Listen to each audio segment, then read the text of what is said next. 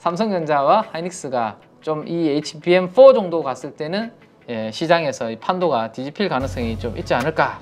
7나노 핀팩 공정을 활용을 해야 저게 발열 나타나는 부분을 좀 줄일 수 있지 않을까라는, 이걸 할 수 있는 회사가 세계에서 두 곳밖에 없네. 그죠? TSMC랑 삼성전자.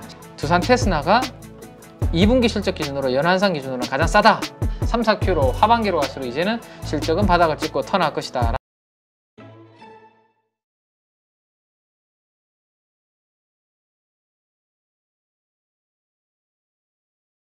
연초 2위에 삼성전자하고 하이닉스가 이렇게 수익률 갭이 많이 벌어져 있었습니다. 그죠? 수익률 갭이 약 2배 정도, 약 2배 정도 이렇게 벌어져 있었습니다. 밑에가 삼성이고 위에가 하이닉스인데, 일단은 하이닉스가 HBM 관련해서는 뭐 주도주 아닙니까? 누가 뭐래도 그렇죠. 지금 당장은, 그죠? 이제 삼성전자는 이제 막 시작을 하는 거고, 그래서 하이닉스가 차지하고 있는 시장이 가장 크기 때문에 이렇게 주가가 만들어졌는데, 그리고 엔비디아 쪽으로 독점이고 HBM3가. 근데 금요일 날 어쨌든 뭔가 다들 아시겠지만 좋은 뉴스가 나오면서 일단 단기적으로는 요 갭을 좀 메울 수 있는 그런 환경은 이제 좀 조성이 되지 않았을까. 하이닉스가 멈추든지 아니면 삼성전자가 올라가든지 하이닉스가 떨어지면서 올라가든지 등등 뭐 그런 갭이 멈출 수 있을 것 같고, 또 하나는 요거는 이제 기술적으로 좀 하나 말씀을 드려보면, 삼성전자가 2년 정도, 지금은 뭐 HBM3 쪽이 하이닉스가 훨씬 더 잘하고 있죠. 요 그림을 하나 넣어드린 게 있는데 요걸 한번 보시면, 요걸 한번 보시면 지금은 HBM3가 여기 보시면 2022년 3월부터 3분기부터 해서 하이닉스가 먼저 이렇게 시작이 됐기 때문에 삼성전자 주가가 뒤쳐져 있죠. 근데 밑으로 갔을 때 과연 이 지금 포지션이 그대로 유지가 될 것인가 라는 것을 생각해 보면 쉽지 않을 수 있다. 즉 삼성전자와 하이닉스가 좀 이 HBM4 정도 갔을 때는 시장에서 이 판도가 뒤집힐 가능성이 좀 있지 않을까라는 것을 한번 간단하게 한번 또 말씀을 하나 드리도록 할게요. 자, 무슨 이야기냐면 요거 가지고는 한번 말씀드리면 될 것 같은데요.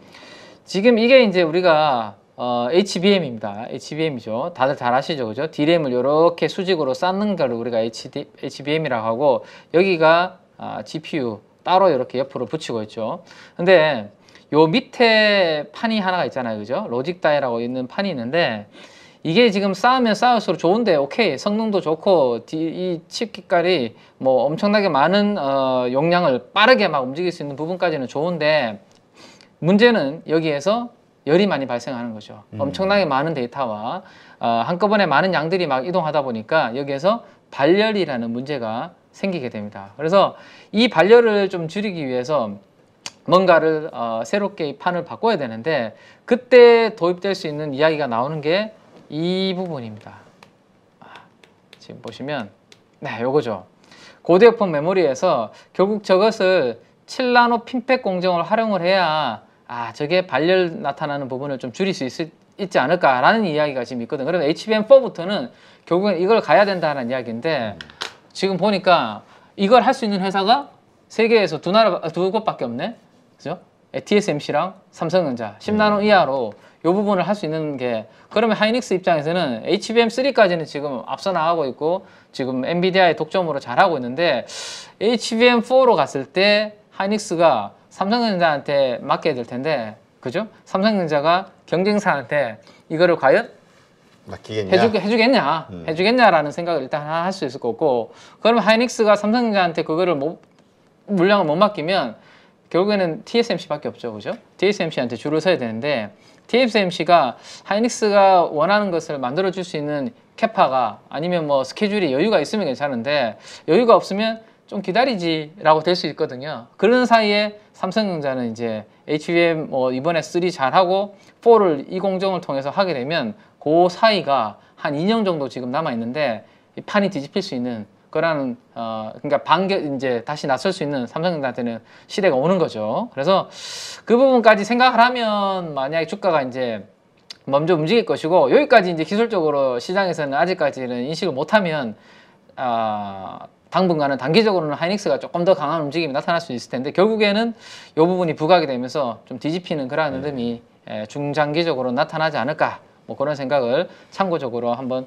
해보시면 좋을 것 같습니다. 알고 계시면 좋을 것 같아요. 이쪽으로 가려면 결국에는 그 기술을 활용할 수밖에 없다라는 것을 생각을 좀 잘 해두시기 바랍니다. 자, 일단 두산 테스나입니다. 자, 우리 말도 많고 탈도 많았던 그죠? 진짜 오르기는 오르네. 그죠.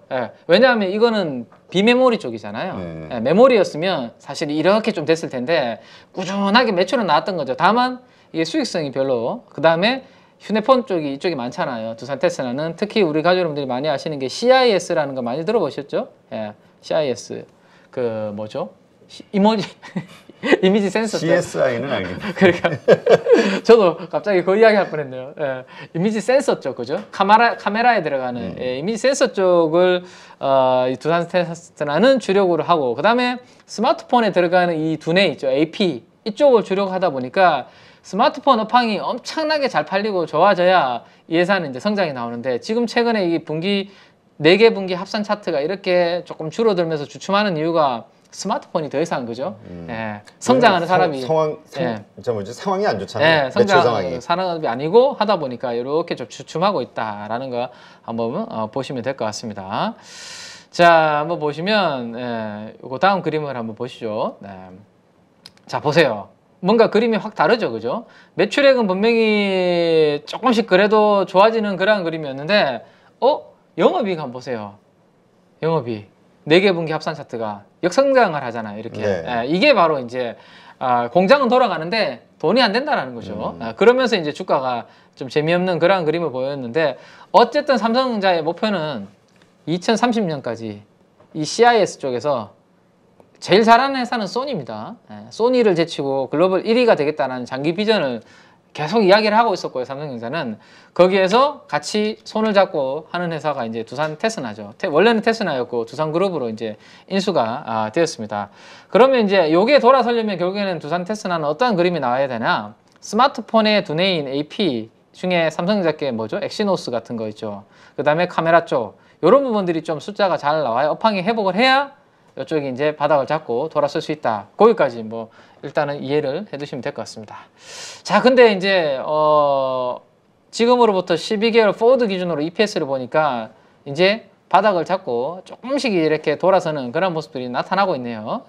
업황이 안 좋으니까 중간중간에 이렇게 끊겼는 게 있는데 이거는 뭐냐면 애널리스트 분들이 커버하다가 중단해 이제 별로 재미가 없으니까 안 하고 이래 버리니까 이제 중간에 선들이 끊겨 버렸는데 최근에 보시면 이제는 2023년에 들어와서 연속으로 선이 이어지고 있습니다. 실적은 조금 바닥을 찍고 2분기부터 회복 추세고 앞으로 1년 뒤에는 지금보다는 나아질 거다라는 전망이 좀 높다라는 거 보시는데 이 이유 중에 하나는 제가 봤을 때는 자율주행이지 않을까 싶어요.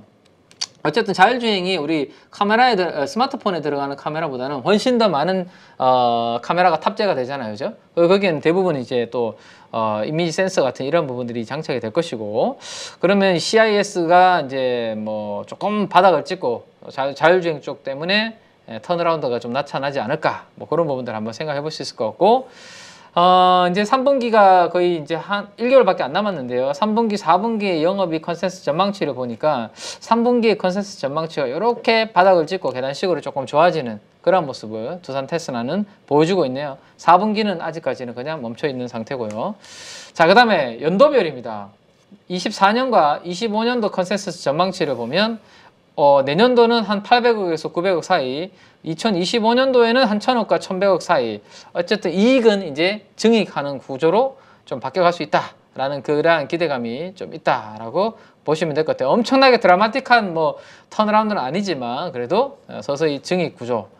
자, 그러다 보니까 이제 두산 테스나가 이번에 이제 삼성전자 관련된 좋은 내용이 나오면서 두산 테스나 쪽도 오사트 기업으로서 좋아질 수 있겠네, 조금 업황이 나아질 수 있겠네 라는 기대감으로 지난주 금요일날 한 방에 전고점을 돌파하는 그런 차트가 만들어졌는데요.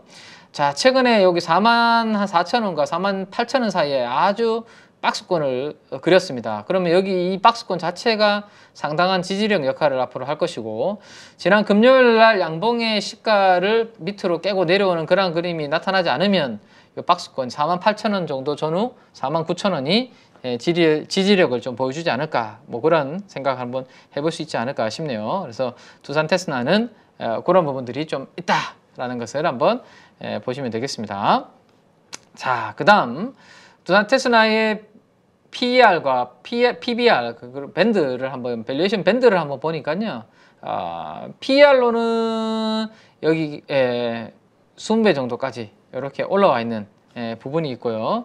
그 다음에 PBR도 역사적인 밴드 하단부에서 이렇게 돌파해서 2.5배 이상으로 좀 올라와 있는 그런 부분이 있습니다. 그래서 밸류에이션만 놓고 봤을 때는 단기적으로 그렇게 밸류에이션 밴드가 매력적인, 이제는 가장 하단부에서는 조금 올라오는 그 다음 단계로 올라와 있는 그런 모습으로 볼 수 있을 것 같네요. 그래서 뭐 상승할 때 되게 강한 추격 매수보다는 숨고르기를 할 때 좀 노리는 게 어떨까, 뭐 이런 부분 생각해 볼 수 있을 것 같아요. 하지만 그래도 반도체 외주 후공정 쪽에 제가 한 몇 종목인가요? 이거 한 9개 종목들을 밸류에이션을 한번 다 뽑아 보니까 두산 테스나가 2분기 실적 기준으로 연한상 기준으로는 가장 싸다. 그죠? 10배. 그 다음에 이제 하나마이크론이 17배 정도 되네요. 그 밑으로는 실적이 워낙 안 좋다 보니까 밸류에이션이 거의 뭐 의미가 없고, 나머지들은 2분기에 다 적자가 났기 때문에 이것도 숫자가 나오지 않습니다. 그래서 보니까 이 두 종목으로 기관과 외국인들이 금요일 날 집중된 이유가 있죠. 그죠? 가장 반도체 외주 후공정 쪽에 그나마 숫자적으로도 그렇고 성장도 그렇고 무난한 대상이 이들이 아니었나 싶네요. 그래서 두산 테스나를 먼저 봤고, 그러면 하나마이크론은 왜 이렇게 들어왔나라는 것을 한번 보죠. 자, 뒤에부터 볼게요. 하나마이크론은. 자, 하나마이크론은 두산 테스나보다 훨씬 더 실적 추정치가 가파르게 지금 올라오고 있네요. 그죠? 아까 두산 테스나는 바닥에서 점진적으로 조금 우상향하는 그런 그림이었다면 하나마이크론은 더욱더 가파르게 실적 추정치가 좀 올라오는 그런 그림이다 라는 것을 한번 볼 수 있을 것 같고요. 자, 그 다음에 3분기와 4분기의 영업이익 컨센서스 전망치는 뭐 그렇게 뭐 긍정적으로 움직이는 부분은 아직까지 보이지 않는다라고 볼 수 있을 것 같습니다. 자, 그 다음에 내년도, 그 다음에 내후년도인데요. 24년도, 25년도인데 연간으로 봤을 때는 그래도 숫자가 좀 올라오는 그런 그림들을 만들어주고 있네요. 그 다음에 밸류에이션도 보면 원래 영업이익이 1,000억인데요. 내년도는 지금 보시면 2,000억. 그 다음에 2025년도는 3,000억. 매해 1,000억씩 증액되는 걸로 지금 컨센서스 전망치가 나오고 있습니다. 그러면 내년도 2,000억 버는데 지금 시가총액이 금요일 기준으로 1조 3천억? 그러면 이거 몇 배입니까?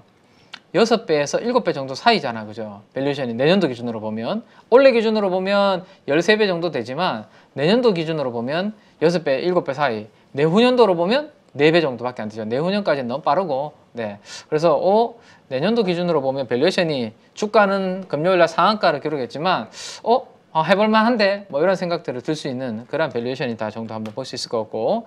자, 우리가 200일선 여기 돌파한 자리에 제가 노란색으로 이렇게 표시해놓은 자리 있죠. 안 본 거 아니에요. 안 본 거 아닌데 다 그냥 AI 막 이스페타시스나 한미반도체 아니면 루닛, 뷰노 아니면 뭐 다른 종목들 보고 있었던 거죠. 전도체라든지. 그죠? 하나마이크론도 이 200일선을 의미 있게 돌파하고 난 다음에 꾸준하게 그래도 이렇게 올라오고 있었어요. 네. 한 방에 근데 이거를 이제 전고점을 돌파해 버려서 올라왔는데 21,450원 정도가 이번 양봉의 시가인데요. 여기를 기준으로 앞으로 어떤 움직임이 나타날지 한번 봐야 되는데 PER 밴드로 보면 의미가 없습니다. 왜냐하면 이렇게 밴드가 왔다 갔다 이렇게 움직이는 것은 중간중간에 업황이 안 좋을 때 실적이 적자가 나기 때문에 이 PER로는 밴드가 의미가 없다. 그래서 결국에는 PBR로 봐야 되는데요. 자, 이 PBR로 보면 애매하죠. 키메님이 맨날 이야기하시는 역사적인 밴드 상단부까지 이미 하나마이크론은 그럼 올라가 있는 거 아니에요? 이렇게 생각할 수 있잖아요. 그죠? 예. 생각 안 하죠? 보통. 네. 아니, 나는 그냥 보통 그냥 키맨이 이러는데 키맨님이 스스로 존칭을 하길래 그러네요. 우리 키맨이 오늘 자신감이 뿜뿜인데. 그냥 우리는 또 다들 이제 서로를 존중하고 하는 분위기니까. 아닌가요? 네, 키맨이 이렇게 이야기한 역사적인 밴드 상단부면 좀 부담스럽죠. 그래서 제가 아까 말씀드렸던 것처럼 영업이익을 한번 가져가 본 건데요. 하나마이크론 이게 이제 자산가치입니다. 자산가치. BPS라고 보시면 돼요. BPS. 한 주당 주주들한테 장부 가치가 얼마가 되냐. 근데 올해가 7,800원입니다. 7,800원. 그러니까 여기에다가 곱하기 4배를 하면 8이 32, 28이 18, 한 3만 원 정도 되는 거죠. 그죠? 그래서 여기가 지금 여기까지 와 있는 거고요. 근데 올해부터 이렇게 잘 해서 삼성전자 밑에서 외주 물량 잘 받아가지고 성장을 해서 이익이 나면 주당 순자산 가치가 올해 대비해서 내년도에 이렇게 붙는다라고 컨센서스가 나와 있네요. 그럼 내년도의 주당 순자산 가치는 9,300원 정도로 예상을 하고 있습니다. 그러면 역사적인 밴드 4배를 여기에서 곱해보면 4936, 한 36,000원에서 37,000원 정도 되는 거거든요. 그래서 내년도 주당 순자산 가치로 봤을 때는 아직까지 룸이 남아있다라고 볼 수 있을 것 같아요. 그래서 이렇게 한번 보시면 뭐 여유가 좀 있는 부분이 생긴다라고 보시면 되고, 내후년까지 땡겨오는 것은 너무 빠르니까요. 내년도 정도까지 보면 이 정도 본다라고 보시면 될 것 같아요. 28이 18이 그랬어요 아까? 28이 16 아닙니까? 근데 18려고 그랬나 봐. 아, 그래요? 나도 못 느꼈는데. 뭐 제가 문과다 보니까 좀 약할 수 있죠. 아이 그거 과하고 상관이 없지. 28이 16. 구구단 가지고 무슨. 회계학과에서 이게 산수는 잘 안 하다 보니까 아무튼 28이 16입니다. 네, 그래서 그런 부분들로 한번 체크를 해보시면 된다. 내년도 주당 순자산 가치로 한번 땡겨보는 그런 부분도 한번 해볼 만하다라는 거예요. 앞으로 소개를 그렇게 해야 되겠어. 28이 18 키맨나 이 여기네. 18은 26 18 26 18 키맨님. 자 가시죠. 네. 자, 그래서 두산 테스나 그리고 하이마나 마이크론 사모펀드에서 금요일날 집중적으로 매수한 두 종목에 대해서 밸류에이션과 그 다음에 역사적인 밴드가 어느 정도 위치에 있는지를 한번 체크를 해봤고요. 그 다음 기판입니다. 기판. 기판 쪽인데, 자, 기판은 어떤 이야기를 제가 이제 하나 드릴까 하면 기술적으로 요거를 좀 알고 계시면 좋을 것 같아요. 자, 기판이라고 해서 다 똑같은 기판이 아닙니다. 다 똑같은 기판이 아니라 요 그림에서 하나 설명드리고 싶은 게, 네, 요거 한번 보시죠. 네. 자, 요 기판인데요. 자, 다음에 제가 이제 아마 요 인터포저에 대해서는 한번 설명을 따로 한번 드리도록 하고요. 자, 인터포저라는 게 엄청나게 그냥 고성능 기판이라고 생각하시면 됩니다. 우리 컴퓨터 뜯었을 때 초록색 그 기판 있잖아요. 인쇄로 기판. 그런 기판 아니고요. 기판 아니고 엄청나게 웨이퍼를 반도체 공정을 이용해서 만들어 놓은 기판, 고성능 기판이라고 보시면 됩니다.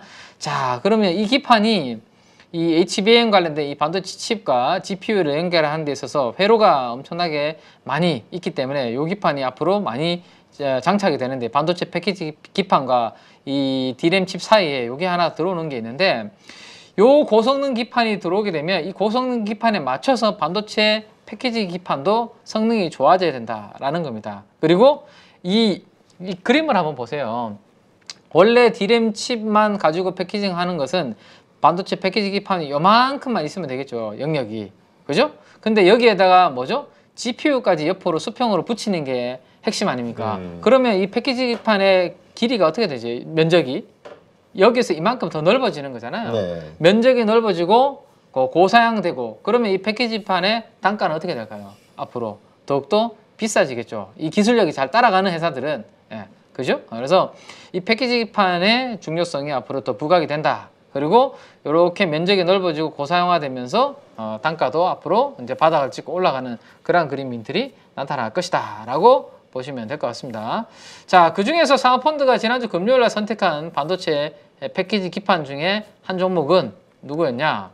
자, 심텍 한번 보시죠. 네, 심텍이, 자, 기판도 그래서 방금 말씀드렸던 게 뭐죠? HBM과 관련된 시장이 성장을 하면 할수록 밑에 있는 패키지 기판도 결국에는 수혜가 된다라는 것으로 이해해 두시고 보면 되는데, 근데 심텍이 왜 성장을 안 하고 이렇게 4개 분기 합산 차트를 그려보니까 꺾였나요? 왜 꺾였나요? 심텍도 심텍도 저 혼자 하는 겁니다. 그냥 대표님 편안하게 계시면 됩니다. 그냥.